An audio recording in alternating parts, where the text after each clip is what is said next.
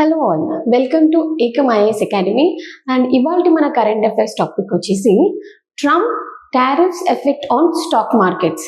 Already మనం reciprocal tariffs అంటే ఏంటి, అవి ఎందుకు వేస్తారు, టైప్స్ ఆఫ్ టారిఫ్స్ ఇవి మనం చూసాము.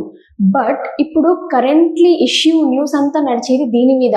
డిఫరెంట్ స్టాక్ ఎక్స్చేంజెస్ మీద డిఫరెంట్ కంట్రీస్లో ట్రంప్ వేసిన టారిఫ్స్ ఎలా ఎఫెక్ట్ అవుతున్నాయి, అలా వేయటం వల్ల మార్కెట్స్ ఎట్లా రియాక్ట్ అవుతున్నాయి, కాజెస్ ఏంటి, కాన్సిక్వెన్సెస్ ఏంటి, అది మనం ఇవాళ డిస్కస్ చేస్తాం. సో ఇక్కడ పిక్చర్లో మీకు బేర్ కనిపిస్తుంది. సో యూజువల్గా మనం స్టాక్ మార్కెట్లో రెండు పదాలు వింటాం, బుల్లిష్ అండ్ బేరిష్. బుల్లిష్ అంటే ఆ షేర్స్ యొక్క వాల్యూ అనేది చాలా పెరిగిపోతూ ఉందనుకోండి, ప్రైజింగ్ ఇంక్రీజ్ అవుతూనే ఉంటే బుల్లిష్ అని అంటాం. యూజువల్లీ ఇన్వెస్టర్స్ బుల్లిష్గానే ఉండాలని అనుకుంటారు, అలా వెళ్తూ ఉంటుంది. బట్ చాలా ఎక్కువ కూడా పెరగకూడదు, లైక్ గ్రాడ్యువల్ రైజింగ్ ఉంటే కూడా ఫైన్. బేరిష్ అంటే వాల్యూ పడిపోతుంది, సరిగ్గా ఇంక్రిమెంట్ అవ్వట్లేదు, కొంచెం స్లోగా ఉంది అన్నప్పుడు మనం బేరిష్ అని అంటాం. అయితే ఇప్పుడు ఈ ట్రంప్ ఎఫెక్ట్ వల్ల అన్ని స్టాక్ మార్కెట్స్లో ప్రపంచ దేశాల నుండి స్టాక్ మార్కెట్ మొత్తం బేరిష్ అంటే వాల్యూ అంతా పడిపోతుంది, చాలా పాయింట్స్కి పడిపోతుంది, చాలా లక్షల కోట్ల వాల్యూ కిందికి వెళ్ళిపోతుంది అనమాట. సో ఇది ఎందుకు జరుగుతుంది అనేది మనం ఇవాళ డిస్కస్ చేద్దాం. Next Nifty 50. ఇక్కడ మీరు పిక్చర్లో చూడండి, Sensex loses around 3,900 points, Nifty below 21,800. So ఏంటంటే యాక్చువల్గా స్టాక్ మార్కెట్ అంటే ఏంటి, అక్కడ people by and cell shares అమ్ముతారు, షేర్స్ కొనుక్కుంటారు. ఏ షేర్స్? కంపెనీ యొక్క షేర్స్ అక్కడ ఒక స్టాక్ ఎక్స్చేంజ్లో లిస్ట్ అయి ఉంటాయి. ఏదైనా కంపెనీ వాల్యూ ఇంక్రీజ్ అవుతుంది అని నాకు అనిపించింది అనుకోండి, నేను వెళ్ళి ఆ షేర్స్ తొందరగా కొనుక్కుంటాను. ఎప్పుడైతే ఆ కంపెనీ యొక్క వాల్యూ చాలా హైప్లో ఉంది అని నాకు అనిపిస్తే నా షేర్స్ అమ్మేస్తాను. అప్పుడు ఏమవుతుంది, నేను కొనేటప్పుడు నాకు 100కే దొరికాయి ఆ షేర్స్, కానీ కంపెనీ వాల్యూ ఇంక్రీజ్ అయ్యాక నేను ఆ షేర్స్ అమ్మేటప్పుడు నాకు 500కి పోయిందనమాట షేర్. సో నేను ఎంత ప్రాఫిట్ చేశాను. సో ఇలా నడుస్తుంటుంది స్టాక్ మార్కెట్లో. జనాలు కంపెనీస్ కి సంబంధించిన షేర్స్ అన్ని అక్కడ లిస్ట్ అవ్వబడతాయి, జనాలు చూస్తూ ఉంటారు, మానిటర్ చేస్తూ ఉంటారు, ఏ కంపెనీకి ఎక్కువ వాల్యూ ఉంది, ఏదికి గ్రోత్ బాగుంది, నెక్స్ట్ ఏది పెరిగిపోతుంది, ఇది చూసి ఆ షేర్స్ కొనుక్కుంటారు. దెన్ మంచి వాల్యూ వచ్చిన తర్వాత సడన్ గా అమ్మేస్తారు. సో ఇది కామన్ గా జరిగేదే. సో ఎప్పటికప్పుడు స్టాక్ మార్కెట్ లో ఈ వాల్యూస్ అనేవి పెరుగుతూ ఉంటాయి, తగ్గుతూ ఉంటాయి కంపెనీ షేర్స్ బట్టి. సో మనం ఇండియాలో ఎక్కువగా నిఫ్టీ 50 అనేది వింటూ ఉంటాం. నిఫ్టీ 50 అంటే ఏంటంటే టాప్ 50 బెస్ట్ పర్ఫార్మింగ్ కంపెనీస్ ఉంటాయి కదా, టాప్ 50 ఫస్ట్ నుంచి బాగా పర్ఫార్మ్ చేసేది చూసుకుంటే ఆ 50 కంపెనీస్ యొక్క ఇండెక్సెస్ మనం కంపేర్ చేస్తున్నాం అనుకోండి, వాల్యూ తీస్తే అది నిఫ్టీ 50. అలాగే మనకంటూ కొన్ని స్టాక్ ఎక్స్చేంజెస్ ఉంటాయి, national stock exchange, Bombay stock exchange, ఇలాంటివి ఉంటాయి. అట్లా ఇండియాకి ఉన్నట్టు డిఫరెంట్ కంట్రీస్కి కూడా ఉంటాయి కదా, హాంకాంగ్ ఉంటుంది, జపాన్కి ఉంటుంది, జోస్ అండ్ డోన్స్ ఇక్కడ అమెరికాకి ఉంటుంది, అలా అన్నిటికీ ఉంటుంది. సో వీటిలో వాల్యూస్ చెక్ చేస్తారు, షేర్స్ పెరుగుతున్నాయా తగ్గుతున్నాయా అని. ఇవి పెరగడానికి తగ్గడానికి గ్లోబల్ ఫ్యాక్టర్స్ చాలా రెస్పాన్సిబుల్ అన్నమాట. ఇప్పుడు సడన్ గా రష్యా యుక్రెయిన్ యుద్ధం వచ్చినా ఇక్కడ షేర్స్ మీద ఎఫెక్ట్ పడుతుంది, ఆ కోవిడ్ పాండమిక్ వచ్చినా షేర్స్ మీద ఎఫెక్ట్ పడుతుంది, ఏ చిన్న డిస్ట్రప్షన్ వచ్చినా, ఇక్కడ మిడిల్ ఈస్ట్ లో యుద్ధాలు జరుగుతున్నా, సిరియా గొడవ, ఇజ్రాయెల్ గొడవ, పాలస్తీనా గొడవలు, ఎక్కడ ఏ చిన్న డిస్ట్రప్షన్ జరిగినా సెన్సెక్స్ మీద ఎఫెక్ట్ పడుతుంది. మార్కెట్ క్యాపిటలైజేషన్, షేర్ వాల్యూస్ మీద ఎఫెక్ట్ పడుతుంది. అయితే ట్రంప్ వేసిన టారిఫ్స్ ఎఫెక్ట్ అనేది సివియర్ గా పడింది, చాలా సివియర్ గా. సో ఫస్ట్ టారిఫ్స్ అంటే ఏంటి మనం ఆల్రెడీ ఒకసారి చూసాము, ఇప్పుడు ఒకసారి సింపుల్ గా డెఫినేషన్ చెప్తాను. టారిఫ్ అనేది ఒక డ్యూటీ, ఒక ట్యాక్స్ లాంటిదే సింపుల్ విషయాలలో. సో మంచి ఎగ్జాంపుల్స్తో చెప్పాలంటే, ఇప్పుడు ఇండియాలో ఒక ప్రోడక్ట్ తయారీ అవుతుంది. ఆల్రెడీ ఒక ఎగ్జాంపుల్ ఇచ్చాను నేను లాస్ట్ క్లాస్లో, ఏంటంటే ఒక శారీ ఎగ్జాంపుల్ తీసుకుందాం. ఇండియాలో ఒక శారీ తయారీకి ఖర్చు 100 రూపాయలు అనుకోండి. ఈ 100 రూపాయలకి మనం ఎక్స్పోర్ట్ కూడా చేద్దాం అనుకున్నాం. ఎవరికి ఎక్స్పోర్ట్ చేద్దాం అనుకున్నాము? అమెరికాకి ఎక్స్పోర్ట్ చేద్దాం అనుకున్నాం, యుఎస్ఏకి. అయితే ఇక్కడ ట్రంప్ ఏమంటున్నాడు, నేను టారిఫ్స్ విధిస్తాను అని అంటున్నాడు, టారిఫ్స్ బాగా వేస్తా. ఫర్ ఎగ్జాంపుల్ ఇండియా మీద 26% వేస్తా అంటున్నాడు ఆయన. 26% ఈ శారీ మీద వేసాడు అనుకోండి, యాక్చువల్లీ ఇది 100 రూపాయలే, కానీ అమెరికాలోకి బార్డర్ దగ్గరికి రాగానే ఎక్స్ట్రా 26% యాడ్ చేస్తున్నాడు ఆయన టారిఫ్. ఈ టారిఫ్ అమౌంట్, ఈ ట్యాక్స్ అమౌంట్ అనేది అమెరికాకి వెళ్తుంది, అమెరికన్ రెవెన్యూ దగ్గరికి వెళ్ళిపోతుంది, ఎకానమీలోకి. అయితే యూజువల్లీ గవర్నమెంట్ తీసుకుంటుందామని. సో ఇప్పుడు అమెరికా లోపలికి వచ్చాక ఈ శారీ ఖర్చు ఎంత అయింది, 100 + 26 126 రూపీస్ అయిందనమాట. సో యాక్చువల్గా 100 రూపాయల శారీనే, కానీ ఆయన టారిఫ్స్ విధిస్తే అక్కడ 120 రూపీస్. సో శారీ యొక్క ఖర్చు అనేది పెరిగింది. మరి ఎందుకు ఇలా వేస్తున్నాడు? అది అమెరికన్ ఎకానమీకి బ్యాడ్ కదా. ఇలా ప్రోడక్ట్స్ మీద టారిఫ్ వేస్తే ఎక్కువ ఖర్చు పెట్టాల్సి వస్తుంది కదా, అమెరికా వాళ్ళు ఎక్కువ స్పెండ్ చేయాల్సి వస్తుంది కదా అని చెప్పేసి ఆయన ఏమంటాడు, అమెరికాలో ట్రంప్, మా యుఎస్ ప్రొడక్ట్స్ మీద వేరే దేశాలలో 50%, 60%, 70% ఇంత ట్యాక్స్లు వేస్తున్నారు. మరి మా ప్రొడక్ట్స్ కూడా వాళ్ళ దగ్గర కాస్ట్లీగా ఉన్నాయి కదా, సో మా ప్రొడక్ట్స్ ఎవరు కొనట్లేదు, వాళ్ళే మాత్రం మా దగ్గర చీప్గా వస్తున్నాయి, అమెరికన్ ప్రొడక్ట్స్ మాత్రం అక్కడ కాస్ట్లీగా అనిపిస్తున్నాయి, అందుకే వాళ్ళు ఎంత ఇస్తారో నేను అంతే ఇస్తా అన్నట్టు ఫస్ట్ మాట్లాడుకున్నారు. రెసిప్రోకల్ టారిఫ్స్ అంటే ఆ కంట్రీ మా దేశం మీద ఎంత వేస్తుందో మా ప్రొడక్ట్స్ మీద మేము కూడా వాళ్ళ ప్రొడక్ట్స్ మీద అంతే టారిఫ్ వేస్తామని ఫస్ట్ చెప్పాడు. కానీ అది రియాలిటీలో ఇంప్లిమెంట్ చేశాడా? లేదు. ఒక్కొక్క కంట్రీకి ఒక్కొక్క వాల్యూ పెట్టుకున్నాడు. ఫర్ ఎగ్జాంపుల్ ఇండియాకి 26% టారిఫ్ అన్నాడు, చైనాకి 34% టారిఫ్, ఇంకొక కంట్రీకి అయితే 50% టారిఫ్. సో ఇది టూ మచ్ ఆఫ్ టారిఫ్స్ అనమాట. దీనివల్ల ఆ వచ్చే ఇంపోర్ట్స్, అమెరికాలోకి వచ్చే ఇంపోర్ట్స్ ఏవైతే ఉన్నాయో అవి చాలా కాస్ట్లీ అవ్వబోతాయి. సో దీనివల్ల ఎఫెక్ట్స్ ఏంటి, కాన్సిక్వెన్సెస్ ఏంటి అనేది మనం సింపుల్ గా అర్థం చేసుకుందాం. అయితే ఈయన ఏ రోజైతే ఈ టారిఫ్స్ అనౌన్స్ చేశారో ఇంప్లిమెంటేషన్ లోకి ఏ రోజు వచ్చింది? April 2nd వచ్చింది. జస్ట్ 1 డేలోనే నియర్లీ ఇన్వెస్టర్స్ కి 16 లక్షల కోట్ల 16 lakh crore వాల్యూ అనేది లాస్ అయిపోయింది అనమాట. చూడండి, మార్కెట్ క్యాప్, షేర్స్ యొక్క మార్కెట్ క్యాపిటలైజేషన్, మార్కెట్ వాల్యూ ఉంటుంది కదా, అది 403 lakh crores నుంచి 380 lakh crores కి తగ్గిపోయింది. ఇన్ఫాక్ట్ ఇది జరగక ముందు market cap around 500 lakh crore అంత ఉండేటట్టు కనిపించిందంట, అంత పాజిటివ్ గా అనిపించింది. బట్ ఒక్క దెబ్బకి ఈయన ఎప్పుడైతే ఇంప్లిమెంటేషన్ స్టార్ట్ చేశారో 1 డేలో 387 lakh crore కి పడిపోయింది. ఎందుకు ఇలా పడిపోయింది? ఎందుకు, ఏం జరిగింది, మార్కెట్ ఎట్లా రియాక్ట్ అయింది, ఇన్వెస్టర్స్ ఎట్లా రియాక్ట్ అవుతున్నారు చూద్దాం. నౌ ట్రిగర్ ఫ్యాక్టర్ ఏంటి మనకి? ట్రంప్ విధించిన టారిఫ్స్. అందువల్ల మార్కెట్స్ అన్ని డౌన్ అయిపోతున్నాయి, సెన్సెక్స్ పడిపోతుంది, మార్కెట్ క్యాపిటలైజేషన్ వాల్యూ అనేది పడిపోతుంది. బట్ ట్రంప్ ఇలా ఎందుకు చేయాల్సి వచ్చింది? ఆయన ఏ రీజన్స్ వల్ల చేశాడు అంటే, ఫస్ట్ చూడండి, అమెరికాస్ ట్రేడ్ డెఫిసిట్ అమెరికాకి ఎక్కువ ఉంది, అన్ని దేశాలతో ఎక్కువ ఉంది అని ట్రంప్ ఫీల్ అయ్యాడు. ట్రేడ్ డెఫిసిట్ అంటే ఏంటంటే, మనము ఫర్ ఎగ్జాంపుల్ ఇండియా తీసుకోండి, మనం బాగా ఎక్స్పోర్ట్ చేసామనుకోండి, ఎక్స్పోర్ట్ చేస్తే బయట దేశాలు మన ప్రొడక్ట్స్ ని కొని మనకి డబ్బులు పంపిస్తారు. సో ఎక్స్పోర్ట్స్ చాలా మంచివి మనకి కదా, ఎందుకంటే మనకి డబ్బులు వస్తున్నాయి. వేరస్ మనం ఇంపోర్ట్ చేసుకుంటున్నాం అనుకోండి, వేరే దేశాలవి మన కంట్రీలోకి తెచ్చుకుంటే మనం డబ్బులు ఇచ్చి కొనాల్సి వస్తుంది.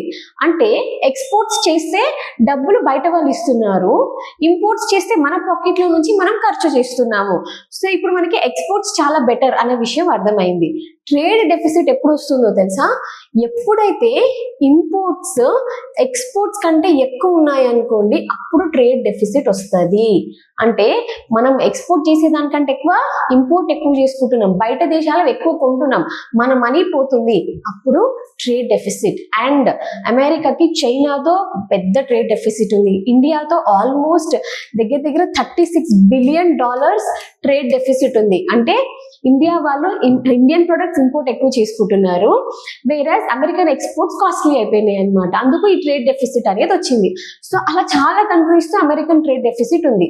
దీనికి ట్రంప్ ఏం ఫీల్ అవుతున్నారో తెలుసా? వాళ్ళ ప్రొడక్ట్స్ కేమో మేము చాలా తక్కువ టారిఫ్ వేస్తాం, ఇప్పటిదాకా ఈ 5%, 6%, 10% అంతే వేస్తాం, వాళ్ళు మాత్రం అమెరికన్ ప్రొడక్ట్స్ కి 50%, 40%, 60% అట్లా ఇస్తున్నారు. అందుకే మా ప్రొడక్ట్స్ ఎవరు కొనట్లేదు, అందుకే మావి కాస్ట్లీ అయిపోయినాయి, అందుకే మాకు డెఫిసిట్ వచ్చింది. ఇప్పటి నుంచి అట్లా కాదు, ఇప్పటి నుంచి సేమ్ వాళ్ళు ఎంత ఇస్తే నేను అంతే ఇస్తా, ఆ పాలసీకి వచ్చారనమాట. అయితే వేరస్ ఈ క్యాల్కులేషన్ తప్పు. ఈ క్యాల్కులేషన్ ఎందుకు తప్పు కూడా మనం డిస్కస్ చేద్దాం. ట్రంప్ ఏదైతే ఫీల్ అవుతున్నారో it's a wrong way of calculation. ఇలా డిఫరెంట్ టారిఫ్స్ అనేది డిసైడ్ చేయడం మనం ఆ ఫామ్ లో కూడా చూద్దాం నెక్స్ట్. తర్వాత EU and China taking advantage. So ఇదేం ఫీల్ అవుతున్నారంటే, ఈ చైనా వాళ్ళు, యూరోపియన్ యూనియన్ వాళ్ళు అమెరికాని ఒక మార్కెట్ లాగా చేసుకుని వాళ్ళ ప్రొడక్ట్స్ అన్ని డంప్ చేస్తున్నారు, వాళ్ళ విషయాలన్నీ, వాళ్ళ సబ్స్టాన్సెస్, గుడ్స్ అన్ని ఇంపోర్ట్స్ రూపంలో అమెరికాలోకి వచ్చేస్తున్నాయి, మార్కెట్ అంతా వాళ్ళే ఆక్యుపై చేశారు. సో మా అమెరికన్ ఇండస్ట్రీస్ కి, అమెరికన్ ప్రొడక్ట్స్ కి ఎక్కడ ప్లేస్ లేకుండా పోయింది, వాళ్ళు ఎక్కువ అడ్వాంటేజ్ తీసుకుంటున్నారు అనేది. యూజువల్ గా చూడండి, మీరు చాలా వరకు ఐఫోన్ ఉన్నా సరే, ఐఫోన్ పేరుకి అమెరికా బోర్న్ అయినా మ్యానుఫ్యాక్చరింగ్ అంతా చైనాలోనే జరుగుతుంది. ఐఫోన్లో, ల్యాప్టాప్స్లో దేనికి సంబంధించిన semi conductors, chips, rare earth elements manufacturing అంతా వేరే కంట్రీస్లోనే. ఈ చిన్న చిన్నవన్నీ వేరే కంట్రీస్ నుంచి రావాలి. అవన్నీ వస్తేనే ఒక దగ్గర అసెంబ్లీ చేసి దాన్ని ఐఫోన్ లాగా బయటకు తీస్తున్నారు. సో EU అండ్ చైనా వాళ్ళు ఎక్కువ అడ్వాంటేజ్ తీసుకుంటున్నారు అని ట్రంప్ అంటున్నాడు. కానీ అది అమెరికాకే ప్రాబ్లం అవుతుంది అనే విషయం మనకు అర్థం కావట్లేదు. ఎందుకంటే రేపు ఒక ఐఫోన్ తయారు చేయాలంటే ఈ లోపల ఉన్న చిప్స్, కండక్టర్స్ అన్ని వేరే దేశం నుంచి రావాలి, ఇంపోర్ట్స్ రూపంలో రావాలి. ఇప్పుడు ఆ ఇంపోర్ట్స్ కి టారిఫ్స్ విధిస్తున్నాడు కదా ట్రంప్. వాళ్ళ ఇంపోర్ట్స్ కాస్ట్లీ అయిపోతే వాళ్ళు ఫోన్స్ ఎట్లా తయారు చేస్తారు, ల్యాప్టాప్స్ ఎట్లా తయారు చేస్తారు? ఇప్పుడు వాళ్ళ దగ్గర ఉన్న ఈ పెద్ద పెద్ద కంపెనీస్ ఉంటాయి కదా, యాపిల్ కానివ్వండి, నైకీ కానివ్వండి, డిఫరెంట్ వేరే కంట్రీస్ మీద చాలా ఆధారపడ్డారు రా మెటీరియల్స్ కోసం. ఇప్పుడు అవన్నీ ఇంపోర్ట్స్ రూపంలో కాస్ట్లీ అయిపోతే వాళ్ళు ఎక్కడ తయారు చేస్తారు? వాళ్ళు ఎప్పుడు తయారు చేయాలి, ఎప్పుడు ఎక్స్పోర్ట్ చేయాలి? అది తనకే ప్రాబ్లం అవుతుంది అనే విషయం అని ఆలోచించలేదు. అది ఇప్పుడు బయటకు వస్తుంది. Next, reindustrialisation and protectionism. ఈయన ఏం ఫీల్ అవుతున్నారంటే, ఒకప్పుడు ప్రపంచ దేశాల్లోనే గ్రేట్ అమెరికా, ప్రతి గొప్ప ఇండస్ట్రీ అమెరికాలోనే ఉంది, ప్రతి ఒక్క ప్రొడక్ట్ అమెరికాలో తయారైంది. ఇప్పుడు కానీ ఈ గ్లోబల్ షిఫ్ట్ అనేది జరిగింది. ఈ మ్యానుఫ్యాక్చరింగ్ అంతా వేరే కంట్రీలలోకి వెళ్ళిపోతున్నాయి, ఇండస్ట్రీస్ అంతా వేరే కంట్రీలోకి వెళ్ళిపోతున్నాయి. మా దగ్గర అమెరికన్ ఇండస్ట్రీస్ కి ప్రొటెక్షన్ లేకుండా అయిపోయింది. వేరే వాళ్ళ చీప్ గుడ్స్ అన్ని ఇక్కడికి వచ్చేసరికి అంత వాళ్ళే ఆక్యుపై చేస్తున్నారు, వాళ్ళవే కొంటున్నారు. అమెరికన్ ప్రొడక్ట్స్ ఎవరు కొనట్లేదు. సో నేను నా ఇండస్ట్రీస్ ని ప్రొటెక్ట్ చేస్తాను, నా ఎకానమీని నేను ప్రొటెక్ట్ చేసుకుంటాను, అందుకే టారిఫ్స్ విధిస్తున్నాను అని ట్రంప్ అంటున్నారు. బట్ అది ఇంపోర్ట్స్ రూపంలో వాళ్ళ బిజినెసెస్ కి ఎఫెక్ట్ చేస్తుంది. ఇప్పుడు ఇంపోర్ట్స్ కాస్ట్లీ అయ్యాయి అనుకోండి, కన్జ్యూమర్స్ ఎక్కువ పెట్టి కొనాల్సి వస్తుంది కదా. ఒక సింపుల్ ఎగ్జాంపుల్ తో ఇది ఎక్స్ప్లెయిన్ చేస్తా చూడండి. ఒక గార్మెంట్, ఒక శారీ అనేది ఇండియాలో తయారైతే 100 రూపాయలు పడుతుంది కదా, అదే శారీ అమెరికాలో తయారు చేయాలంటే 300 రూపాయలు పడుతుంది. డాలర్ కదా అక్కడ, ఇండియాలో రూపీ కదా. ఇండియాలో చీప్ లేబర్ ఉంది, రా మెటీరియల్ అవైలబుల్ గా ఉంది, తక్కువకి ఎంత పనైనా చేస్తారు. 100 రూపాయల శారీ 120 కొంటే ఏమైంది? అదే శారీ ఆయన మొండికి వెళ్ళి అమెరికాలోనే తయారు చేస్తా అన్నాడు అనుకోండి, అక్కడ చీప్ లేబర్ ఉంటుందా? లేదు, డాలర్స్ లో అడుగుతారు వాళ్ళ శాలరీ. రా మెటీరియల్స్ ఉన్నాయా? తక్కువ. సో ఇప్పుడు ఆ శారీ 300 రూపాయలు పడుతుంది. ఆ విషయం మనకు అర్థం కావట్లేదు. ఒక్కసారి గ్లోబలైజేషన్ జరిగాక నా కంట్రీలోనే మ్యానుఫ్యాక్చరింగ్ అవ్వాలి, నా కంట్రీలోనే అన్ని అవ్వాలంటే కుదరదు. అన్ని రిసోర్సెస్ ఒక కంట్రీలో దొరకవు కదా. సో మన అవసరాల బట్టి మన దగ్గర ఎక్కువ ఉన్నది వేరే వాళ్ళకి పంపిస్తాము, వేరే వాళ్ళ దగ్గర ఉన్నది మనం తీసుకుంటాం. ఇలా ఒక ట్రేడ్ నడుస్తుంది. అదేది ఆలోచించకుండా ఈయన టారిఫ్స్ ఇంపోజ్ చేసేసారు. ఇప్పుడు అది మార్కెట్ మీద చాలా ఎఫెక్ట్ పడుతుంది. ఆల్మోస్ట్ బ్లడ్ బాత్ అని అంటున్నారు అనమాట. నౌ నెక్స్ట్, ఈయన ఒక యూనిక్ ఫార్ములా సృష్టించాడు ఇలా టారిఫ్స్ వేయడానికి. ఫస్ట్ రెసిప్రోకల్ అన్నాడు కదా, వాళ్ళు ఎంత వేస్తే నేను అంత వేస్తా అని. ఇక్కడ ఆయన ఏం చెప్తున్నారంటే, చూడండి చైనా మా మీద 67% విధిస్తున్నారు, వేరే అది అబద్ధం, అది కరెక్ట్ కాదు. ఆయన వేసిన ఫార్ములాలో మనం చూద్దాం. ఆయన ఏమంటాడు, వాళ్ళు 67 వేస్తున్నారు, నేను ఇంకా మంచివాడిని, కన్జర్వేటివ్, నేను వాళ్ళ మీద 67 వేయకుండా జస్ట్ 34% వేస్తున్నాను అని అంటాడు ఆయన. అలాగే ఇండియా దగ్గరకు వద్దాం మనం. ఇండియా వాళ్ళు అమెరికన్ ప్రొడక్ట్స్ మీద 52% వేస్తున్నారు. ఒక ఐఫోన్ మీద, ఒక డెల్ ల్యాప్టాప్ మీద 54 వేస్తున్నారు, 52 వేస్తున్నారు. నేను మాత్రం ఇండియన్ ప్రొడక్ట్స్ మీద 26%. చూడండి నేను మంచి చేస్తున్నాను, వాళ్ళు వేసినంత వేయట్లేదు, నేను ఒక ఫార్ములా క్రియేట్ చేసి తక్కువ వేస్తున్నాను. ఆ ఫార్ములా ఏంటంట, ఆయన ఎకానమీని కాపాడుకునే ఫార్ములా. ఫస్ట్ వచ్చేసి ట్రేడ్ డెఫిసిట్. ఏదైతే వేరే కంట్రీతో ఆయనకి ట్రేడ్ డెఫిసిట్ ఉందో, అంటే ఎంత వాళ్ళు నష్టపోతున్నారో, ఎంత డిఫరెన్స్ ఉంటుంది కదా. ఇంపోర్ట్స్ మోర్ దెన్ ఎక్స్పోర్ట్స్ ఉంటే ట్రేడ్ డెఫిసిట్ వస్తుంది అని చూసాం కదా. అంటే ఎంతైతే వాళ్ళు వెనకబడి ఉన్నారో ఆ value by total imports from that country, ఆ కంట్రీ నుంచి ఎంత వాల్యూ ఆఫ్ ఇంపోర్ట్స్ వస్తున్నాయో ఇది చేసి డివైడెడ్ బై 2 అంట. సో ఇది ఆయన ఫార్ములా. ఫర్ ఎగ్జాంపుల్ మనం చూద్దాం. ఇప్పుడు ఇండియాతో ఆయన ట్రేడ్ డెఫిసిట్ అరౌండ్, ఆయన ఏం చెప్తారంటే ఇండియాతో ట్రేడ్ డెఫిసిట్ అరౌండ్ $46 బిలియన్ ఉంది. ట్రేడ్ డెఫిసిట్ మొత్తం ఇండియా నుంచి మనం చేసుకునే, అంటే అమెరికా వాళ్ళు చేసుకునే ఇంపోర్ట్స్ ఎంత అంటున్నాడు, $88 బిలియన్ అంటున్నాడు. అయితే ఈ రెండింటిని డివైడ్ చేయండి. డివైడ్ చేస్తే వాల్యూ ఎంత వస్తుంది, అరౌండ్ $52 బిలియన్ వస్తుంది. ఈ $52 బిలియన్ ని బై 2 చేయాలి అని చెప్పాడు కదా ఇందాక. సో 52/2 అంటే అరౌండ్ ఎంత 0.26 దగ్గర అంత వస్తుంది. సో దీన్ని మనం పర్సంటేజ్ రూపంలో మార్చామనుకోండి 0.26 ని ఎంత అవుతుంది 26% అవుతుంది అనమాట. సో ఇలా క్యాల్కులేట్ చేసి ఆయన ఇండియా మీద 26% విధిస్తున్నాడు. సేమ్ ఇదే రూపంలో చైనాతో ట్రేడ్ డెఫిసిట్ ఉంది, ఆ వాల్యూ వేసుకుని కింద చైనా నుంచి ఎంత ఇంపోర్ట్స్ వస్తున్నాయి ఆ వాల్యూ వేసి డివైడెడ్ బై 2 చేస్తే ఆయనకి 34% వచ్చింది. ఇట్లా ఆయన ఒక ట్రేడ్ యూనిక్ ఫార్ములా వేసుకొని జనాల మీద రెసిప్రోకల్ టారిఫ్స్ అని కాకుండా ఆయనకి నచ్చిన టారిఫ్స్ వేస్తున్నాడు. ఇది ఎందుకు మనం రాంగ్ అని చెప్పాలి అంటే ఇక్కడ ఆయన ప్రొటెక్ట్ చేసుకోవడానికి, కంట్రీని ప్రొటెక్ట్ చేయడానికి ట్రేడ్ డెఫిసిట్ అని అంటున్నాడు కదా. మా కంట్రీ ఎంత వెనుకబడి ఉందో బికాస్ మీరు మా ఎక్స్పోర్ట్స్ ని అంత కాస్ట్లీ చేశారు కాబట్టి ఆ వెనుకబడిన వాల్యూ వేస్తాను, ట్రేడ్ డెఫిసిట్ వేస్తాను అంటారు కదా. ట్రేడ్ డెఫిసిట్ అనేది కేవలం టారిఫ్స్ వల్ల, ట్యాక్సెస్ వల్ల, ఆ ఒక్క రీజన్ వల్లే రాదు. చాలా గ్లోబల్ ఫ్యాక్టర్స్ ఉంటాయి, చాలా గ్లోబల్ ఫ్యాక్టర్స్. ఇప్పుడు ఎలాంటివి, ఇప్పుడు నా కంట్రీలో నేను ఓన్లీ ఎలక్ట్రానిక్స్ తయారు చేస్తున్నాను అనుకోండి, నేను అవే కదా బాగా ఎక్స్పోర్ట్ చేస్తాను. నా కంట్రీలో ఫుడ్ ఐటమ్స్, గార్మెంట్స్ చేయలేము, ఎందుకంటే రా మెటీరియల్ లేదు, జనాలు లేరు. అలాంటప్పుడు నేను ఏం చేయాలి, న్యాయంగా ఎలక్ట్రానిక్స్ ఏమో ఎక్స్పోర్ట్ చేస్తాను, బయట నుంచి ఫుడ్ ఇంపోర్ట్ చేసుకుంటాను కదా. బయట ఎలక్ట్రానిక్స్ కి మార్కెట్ లేకపోవచ్చు, బయట ఎవరు కొనకపోవచ్చు. అంత మాత్రాన ఇది తప్పు, నేను ట్రేడ్ డెఫిసిట్ వేసుకుంటాను ఎందుకంటే నాకు వాల్యూ తక్కువగా అనిపిస్తుంది కాబట్టి నేను అదే వేసుకుంటాను అని అనడానికి లేదు. బికాస్ నీ కంట్రీలో ఉన్న రా మెటీరియల్స్, నువ్వేం తయారు చేయగలవు, ఆ కెపాసిటీ, ఇవన్నీ కూడా చూడాలి కదా ట్రంప్. ఇవేవి చూడలేదు.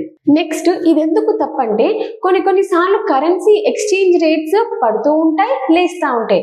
బయట యుద్ధపు కండిషన్స్ రావచ్చు. రష్యా యుక్రెయిన్ వార్, ఇజ్రాయెల్ పాలస్తీనా గొడవల వల్ల సప్లై చైన్ దెబ్బతింటుంది. ఇప్పుడు రెడ్ సీలో చాలా అటాక్స్ జరగడం వల్ల సప్లై చైన్ దెబ్బతిన్నది కదా. ఆ రెడ్ సీలో చాలా అమెరికన్ ప్రొడక్ట్స్ పాడైపోయాయి అనుకోండి, డెఫినెట్ గా వాళ్ళకి ఎక్కువ మనీ రాదు. దాని వల్ల కూడా ట్రేడ్ డెఫిసిట్ క్యాల్కులేట్ చేస్తా అంటే ఎట్లా. ఇంకొకటి కన్స్యూమర్ స్పెండింగ్, సడన్ గా అప్పటిదాకా బాగా కొన్న ఒక ఐటమ్ ని జనాలు కొనకపోవచ్చు, అది కన్స్యూమర్ బిహేవియర్ మీద ఆధారపడింది, దాని వల్ల కూడా ట్రేడ్ డెఫిసిట్ వస్తుంది.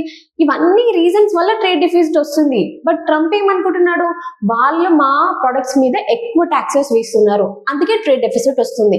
అంతే, ఒకటే ఫార్ములా పట్టుకున్నారు. కానీ మిగతా గ్లోబల్ గా యుద్ధాలు ఉన్నాయి, కన్స్యూమర్ స్పెండింగ్ ఉంది, కరెన్సీ అటు ఇటు అవుతుంది, ఇవేవి ఆయన పట్టించుకోవట్లేరు. ఇంకొక బ్యాడ్ థింగ్ ఏంటంటే ఎవరైతే అమెరికన్ ప్రొడక్ట్స్ మీద తక్కువ విధిస్తారో, ఇప్పుడు ఫర్ ఎగ్జాంపుల్ ఎవరైనా అమెరికన్ ఇంపోర్ట్స్ మీద జస్ట్ 5% విధించే దేశాలు ఉన్నాయి అనుకోండి, చిన్న చిన్న కంట్రీస్, వాళ్ళకి ఇంకా దెబ్బ పడ్డట్టు కదా. వాళ్ళు తక్కువనే విధిస్తున్నారు, అలాంటప్పుడు వాళ్ళకి తక్కువ వేయాలి కదా. బట్ నీ ఓన్ ఫార్ములా వేసుకొని ట్రేడ్ డెఫిసిట్ వేసుకుంటే ఇప్పుడు వాళ్ళ మీద ట్రంప్ నియర్లీ 20% విధిస్తున్నారు, కానీ వాళ్ళు మాత్రం 5% విధిస్తున్నారు. ఇది ఎట్లా న్యాయం? ఆయన లాజిక్ ప్రకారం మిగతా దేశాలు అంటే అమెరికన్ ప్రొడక్ట్స్ మీద ఎక్కువ ట్యాక్స్ చేసే దేశాల మీద నేను ఇలాంటి యాక్షన్ తీసుకుంటాను అని అనుకున్నారు. బట్ తక్కువ ట్యాక్స్ చేసే దేశాలు కూడా ఉన్నాయి కదా, బట్ నీ ఫార్ములా వల్ల వాళ్ళకు కూడా ఇబ్బంది అవుతుంది కదా. సో ఇండైరెక్ట్ గా చెప్పాలంటే ఈ ఫార్ములా అనేది కరెక్ట్ కాదు, బట్ ఇది యూజ్ చేసుకుని ఆయన రేట్స్ అనేది డిసైడ్ చేస్తున్నారు. నా ఈ టారిఫ్ రేట్స్ చూసి గ్లోబల్ రియాక్షన్ ఏంటి అంటే, ఫస్ట్ యాక్చువల్లీ హెవీగా రియాక్ట్ అయింది చైనానే. ఏంటంటే యుఎస్ ప్రొడక్ట్స్ మీద 34% పెట్టేశారు బ్లాంకెట్ టారిఫ్ అని చెప్పేసి. యుఎస్ నుంచి అగ్రికల్చర్ ప్రొడక్ట్స్ రానివ్వండి, టెక్ ప్రొడక్ట్స్ రానివ్వండి, ఎలక్ట్రానిక్ ప్రొడక్ట్స్ రానివ్వండి, ఏ ప్రొడక్ట్స్ అయినా సరే 34%. అంటే ఏంటి, నువ్వు వేసావా టారిఫ్, మేము కూడా వేస్తాము. అట్లా మిగతా కంట్రీస్ అన్ని రిటాలియేట్ అయ్యి రియాక్ట్ అవుతుంది అనుకోండి, ఏమవుతుంది అంటే ఒక గ్లోబల్ ట్రేడ్ వార్ అనేది జరుగుతుంది. ఎప్పుడైనా చూడండి, ఇన్వెస్టర్స్ కి మార్కెట్ అనేది స్టేబుల్ గా ఉండాలి, గ్రాడ్యువల్ ఇంక్రీజ్, మంచిగా ఏ డిస్టర్బెన్స్ ఉండొద్దు. ఎకానమీలో ఒక రూమర్ క్రియేట్ అయినా సరే ఆ కంపెనీ వాల్యూ పడిపోతుంది అని ఎవరైనా ఒక చెవిన పడ్డా సరే వెంటనే ఇన్వెస్టర్స్ వెళ్ళి వాళ్ళ షేర్స్ బ్యాక్ తెచ్చేసుకుంటారు. భయం, తర్వాత ప్రాఫిట్ రాదేమో అని వెంటనే వాళ్ళ షేర్స్ తెచ్చేసుకొని వేరే కంపెనీలో పెట్టుకుంటారు. కరెక్ట్. అలాంటిది ఇంత పెద్ద డిస్రప్షన్ వచ్చింది మార్కెట్ లో, జనాలు కామ్గా ఎందుకుంటారు? పులింగ్ బ్యాక్ మనీ అన్నమాట. వాళ్ళ షేర్స్ ఎప్పటికప్పుడు అమ్మేయడం, మనీ తీసేసుకోవడం. So stock market is falling. ఇంకా యూరోపియన్ యూనియన్, అదర్ కంట్రీస్ అంటే కొరియా, జపాన్, ఇండియా, మిగతా వాళ్ళందరూ, తైవాన్, వీళ్ళందరూ రియాక్ట్ అవుతున్నారు. ఏంటంటే నెగోసియేషన్స్ చేయడానికి ట్రై చేస్తాం మేము అమెరికాతో మాట్లాడడానికి, అది వర్కౌట్ అవ్వలేదు అనుకోండి, మా దగ్గర కూడా ఆప్షన్ లేదు, మేము కూడా అమెరికన్ ప్రొడక్ట్స్ మీద వేయాల్సిందే టారిఫ్. దీనివల్ల అమెరికాకే ప్రాబ్లం. చూడండి, ఇప్పుడు అమెరికన్ గుడ్స్ మీద ఆయన వేసినట్టు అందరూ 34%, 50%, 40% వేసుకుంటూ వెళ్ళారనుకోండి, ఇప్పుడు ఐఫోన్ 1,00,000కి దొరుకుతుంది అనుకోండి, ఐఫోన్ 12 ఇంత టారిఫ్లు వేస్తే ఇప్పుడు ఐఫోన్ ఎంత అవుతుంది? 2.5 లక్షలు అవుతుంది. ఇప్పుడు ఐఫోన్ 17 నెక్స్ట్ వస్తుంది కదా, అది 3.5 లక్షలు. ఎవరైనా కొంటారా ఐఫోన్? కామ్గా వివోనో ఏదో ఒక ఫోన్ కొనుక్కొని అడ్జస్ట్ అయిపోతారు. అమెరికన్ ప్రొడక్ట్స్ కి ప్రాబ్లం వస్తుంది కదా. ఇప్పుడు ఆయన ఇదంతా ఆలోచించలేదు, తన కూర్చున్న కొమ్మ మీద తననే నరుకున్నట్టు అయిపోయింది ఇప్పుడు పరిస్థితి. నా మేజర్ ఇంపాక్ట్ వచ్చేసి టెక్ స్టాక్స్ మీద ఎక్కువ పడుతుంది అనమాట. టెక్ స్టాక్స్ అన్ని చాలా వరకు డిక్లైన్ అయిపోతున్నాయి. ఫర్ ఎగ్జాంపుల్ S&P 500, నాస్డాక్, వీళ్ళ వాల్యూ చూసాం అనుకోండి, మార్కెట్ క్యాప్ చూస్తే it just lost 6% of its value. 1 డేలో 6% పడిపోవడం అనేది చాలా చాలా హ్యూజ్. వాల్యూ కట్టామనుకోండి, నియర్లీ $6.6 trillion మార్కెట్ క్యాప్ పోయిందంట. చూడండి, మిలియన్ కాదు, బిలియన్ కాదు, $6.6 trillion. సో 1 డేలో ఈయన చేసిన పని వల్ల సో ఇంత మార్కెట్ క్యాప్ పోయింది. నెక్స్ట్ వచ్చేసి ఎందుకు మార్కెట్స్ ఇంత రియాక్ట్ అవుతున్నారు, ఎందుకు భయపడుతున్నారు అని అంటే, చూడండి, ఫస్ట్ ఇలా కార్పొరేట్ షేర్స్ అన్ని ఇట్లా పడిపోతున్నాయి కదా స్టాక్ చైన్ లో. అంటే ఎవరికి వాళ్ళు తీసేసుకుంటున్నారు, దగ్గర పెట్టేసుకుంటారు, మనీ దగ్గర పెట్టుకుంటారు. ఈ షేర్స్ లో డబ్బులు ఉంచడం కంటే తీసుకొని దగ్గర పెట్టుకోవడం బెటర్. మళ్ళీ ఆ షేర్ పడిపోయింది అనుకో, ఏ 10 రూపాయలకు 20 రూపాయలకు పడిపోతే మనీ రాదు అని అందరు తీసేసుకుంటారు. దీనివల్ల ఏమవుతుంది, కార్పొరేట్ ఎర్నింగ్స్ అనేవి పడిపోతాయి అన్నమాట. కార్పొరేట్స్, కంపెనీస్ ఎర్న్ చేయాల్సిన వాల్యూ పడిపోతుంది. బికాస్ షేర్స్ అమ్ముడుపోవట్లేదు, అమ్ముడుపోయినా వాల్యూ మొత్తం పడిపోయింది, ప్రాఫిట్స్ ఎలా వస్తాయి? రావు. ఈ కార్పొరేట్ ఎర్నింగ్స్ పడిపోతే ఆబ్వియస్ గా నెక్స్ట్ చేసేది ఏముంటాయి చెప్పండి? జాబ్ కట్స్ అవుతాయి. మనం బయట ఎన్ని జాబ్ కట్స్ చూస్తున్నాము, TCS వాళ్ళు కానీ, ఇన్ఫోసిస్ వాళ్ళు కానివ్వండి, జాబ్ కట్స్ జరుగుతున్నాయి కదా. ఈ జాబ్ కట్స్ వల్ల ఏమవుతుంది, అన్ఎంప్లాయ్మెంట్ బాగా పెరుగుతుంది. సో జాబ్స్ లేకపోతే ఏం జరుగుతుంది, మార్కెట్లో గూడ్స్ అండ్ సర్వీసెస్ ప్రొడ్యూస్ అవ్వవు, ల్యాప్టాప్లు ఉండవు, ఫోన్లు ఉండవు, మిగతా అగ్రి ప్రొడక్ట్స్ కానీ ఏవైనా తగ్గిపోతే ఇన్ఫ్లేషన్ పెరుగుతుంది, వాటి ధరలు పెరుగుతాయి. ధరలు పెరిగితే కన్జ్యూమర్ స్పెండింగ్ తగ్గిపోతుంది. కన్జ్యూమర్ స్పెండింగ్, జనాలు పెట్టే ఖర్చు తగ్గిపోతుంది. దీనివల్ల ఆటోమేటిక్ ఏమవుతుంది, ఫైనల్ గా జీడిపి అనేది తగ్గిపోతుంది. మనకి జీడిపి ఎంత ఇంపార్టెంట్, గ్రాస్ డొమెస్టిక్ ప్రొడక్ట్ అనేది ఆ గ్రోత్ రేట్ బట్టే చెప్తాం ఒక కంట్రీ డెవలప్ అవుతుందా లేదా అని. బట్ ఇలా ఈ షేర్స్ వాల్యూ పడిపోవడం, మార్కెట్ డిస్టర్బ్ అవ్వడం వల్ల అల్టిమేట్ గా జీడిపి వాల్యూ అనేది పడిపోతుంది. మీకు ఒక ఎగ్జాంపుల్ చెప్పనా, ఇండియా జీడిపి గనక గ్రోత్ రేట్ గనక ఒక 1.5% తగ్గింది అనుకోండి, ఇంత తగ్గినా కూడా ఎంత లాసో తెలుసా? 5 లక్షల కోట్లు, 5 lakh crores లాస్ అయినట్టు, జస్ట్ 1.5% తగ్గితేనే. వీళ్ళు చేసిన ఈ టారిఫ్ రేట్స్ కి ఆల్మోస్ట్ అంత తగ్గే వరకే వచ్చేసింది అనమాట. ఇంకా నెక్స్ట్ ఏం అవుతుంది అనేది చూడాలి. సో ఇమీడియట్ గా ట్రంప్ ఈ రేట్స్ ని వాపస్ తీసుకుంటారా, నెగోసియేషన్ చేస్తారా అనేది కమింగ్ డేస్ లో చూడాలి. నా ఇదంతా ఆయన దేనికి చేస్తున్నారు అని మనకు ఆలోచన వస్తుంది కదా. ఇంత నష్టం జరుగుతుంది అమెరికాకి, ఇది తెలిసే చేస్తున్నారా అని అనిపిస్తే కొంచెం పొలిటికల్ యాంగిల్లో ఆయన ఎలక్షన్ గెలవడానికి ఆయన చేసిన ప్రామిసెస్ ఏంటి? అమెరికన్ ఎకానమీని కాపాడుతాను, వర్కర్స్ ని కాపాడుతాను, అమెరికా జాబ్స్ అమెరికాకి, let's make America great again, ఇవన్నీ ఆయన స్లోగన్స్.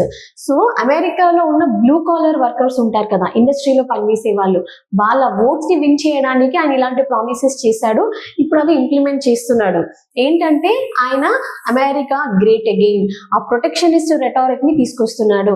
నేను మన ఇండస్ట్రీస్ ని, మన జాబ్స్ ని, మన రిసోర్సెస్ ని కాపాడడానికే ఇలాంటివి చేస్తున్నాను అనే రెటారిక్ ట్రంప్ చెప్తున్నారు. బట్ అది ఉల్టా వాళ్ళకే ఎఫెక్ట్ అవుతుంది. అమెరికన్ కంపెనీస్ కి, అమెరికన్ కన్స్యూమర్స్ కి, అమెరికన్ స్టాక్ మార్కెట్ కి ఎఫెక్ట్ అవుతుంది అనమాట. ఆ విషయం ఆయన గ్రహించాలి as early as possible. So final గా ఇప్పటి ఈ మార్కెట్ పడిపోవడం దేన్ని తలపిస్తుంది అంటే బ్లాక్ మండే ఆఫ్ 1987.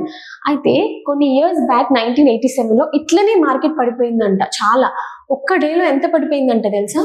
ఆల్మోస్ట్ 20%. ఇది అసలు ఊహకు కూడా అందదు. మార్కెట్ క్యాప్ వాల్యూ అనేది 20% పడిపోయింది స్టాక్ మార్కెట్ లో. అప్పటి రీజన్స్ ఏంటి, ఎందుకు పడిపోయిందంటే అప్పుడు మార్కెట్ బాగా బుల్లిష్ గా ఉందంట, విపరీతమైన ప్రైజెస్ ఇట్లా పెరుగుతూనే ఉన్నాయంట. ఎప్పుడు కూడా టూ మచ్ పెరిగిపోకూడదు షేర్స్, ఎందుకంటే ఏదో ఒక చిన్న రియాక్షన్ వచ్చినా, చిన్న డిస్ట్రప్షన్ వచ్చినా అంత ఎక్కువ మనీ అయిపోతే ఏమవుతుంది. నా మనకి న్యూస్ లో ఈ వర్డ్ కూడా వినిపిస్తుంది, బ్లాక్ మండే ఆఫ్ 1987 అని. ఇప్పుడు ఏదైతే ఈ సెన్సెక్స్, ఈ స్టాక్ మార్కెట్ పడిపోతుందో, ఒకప్పుడు కొన్ని ఇయర్స్ బ్యాక్ కూడా ఇలాగే పడిపోయిందంట 1987 లో ఒక మండే రోజు. ఎందుకంటే అప్పుడు మార్కెట్ టూ మచ్ బుల్లిష్ గా ఉంది. బుల్లిష్ అంటే ఆ స్టాక్స్, షేర్స్ యొక్క వాల్యూ టూ మచ్ విపరీతంగా పెరిగిపోయింది. జనాలు ఒకే దాంట్లో పెట్టి ఓవర్ వాల్యూ చేస్తున్నారు. ఎప్పుడు కూడా టూ మచ్ ఆఫ్ ప్రైస్ పెరగకూడదు, ఎందుకంటే సడన్ గా మార్కెట్ లో ఏదైనా డిస్రప్షన్ వచ్చినా, ఒక యుద్ధం వచ్చినా, చిన్న రూమర్ వచ్చినా సడన్ గా పడిపోతుంది. అంతంత టన్స్ ఆఫ్ మనీ తీసుకెళ్లి ఒక దగ్గర పెట్టి ఒక బబుల్ క్రియేట్ అయ్యి సడన్ గా బబుల్ బ్రేక్ అయిపోయింది అనుకోండి, ఎంత ఫాస్ట్ గా పైకి వెళ్ళిందో అంత ఫాస్ట్ గా కింద పడుతుంది. మెయిన్ పుష్ దేని వల్ల వచ్చిందంటే బ్లాక్ మండేకి అప్పుడు సడన్ గా అప్పుడే కంప్యూటరైజ్డ్ ట్రేడ్ అనేది స్టార్ట్ అయిందంట. అప్పటిదాకా మనుషులు మాన్యువల్ గా చేసేవారు. ఏది, ఎవరు ఎంత షేర్స్ కొంటున్నారో ఇవ్వండి అని రిసీట్ లో రాసుకొని, ఇంత వాల్యూ కొంటున్నారు మీ రిసీట్ ఇదిగోండి, అలా మనుషులు చేసేవారు. బట్ ఈ టైంలో అప్పుడే కంప్యూటర్ ట్రేడ్ స్టార్ట్ అయిపోయేసరికి ఆటోమేటిక్ అయిపోయింది. ఆటోమేటిక్ గా కొనడం, అమ్మడం ఒక ఫండమెంటల్ బేసిక్ లైన్ లేకుండా ఆటోమేటిక్ గా చేసుకుంటూ పోయింది. ఆ కంప్యూటర్ అలా ఆటోమేటిక్ గా చేసుకోవడం వల్ల జనాలకి అరే ఈ షేర్స్ బాగా పెరుగుతున్నాయి, ఈ స్టాక్ బాగా పెరుగుతుంది అని ఇంకా కొనడం స్టార్ట్ చేశారు. సో సడన్ గా డిస్ట్రప్షన్ వచ్చి ఈ టూ మచ్ ట్రేడ్ వల్ల, టూ మచ్ ఓవర్ వాల్యుయేషన్ వల్ల బబుల్ అనేది బ్రేక్ అయింది. అప్పుడంటే కంప్యూటరైజ్డ్ రీజన్స్, అప్పుడే కొత్త, దాని తర్వాత ఇంత మేజర్ డ్యామేజ్ అనేది ఇప్పుడు చూస్తున్నాం. అప్పుడు వన్ డేలో నియర్లీ 20% లాస్ అయిందంట బ్లాక్ మండే రోజు. ఇంకా దాని తర్వాత చాలా జాగ్రత్త పడ్డారు ఇలాంటివి జరగకూడదు అని. దాని తర్వాత మళ్ళీ ఎప్పుడు జరిగింది ఇలాంటిది, కోవిడ్ టైంలో జరిగింది. 2018 to 19 ట్రంప్ అప్పుడే వచ్చినప్పుడు కూడా జరిగినా కూడా ఇంత హెవీగా లేదు. కానీ ఇప్పుడు ఒక మ్యాన్ మేడ్ రీజన్ వల్ల, ఒక అలోన్ సింగిల్ ప్రెసిడెంట్ తీసుకున్న డెసిషన్స్ వల్ల ఇంత పడిపోతుంది అనమాట. సో ఈ సిచ్యువేషన్ ఆటోమేటిక్ గా ఎలా కరెక్ట్ అవుతుంది అనేది కమింగ్ డేస్ లో చూడాలి. Thank you.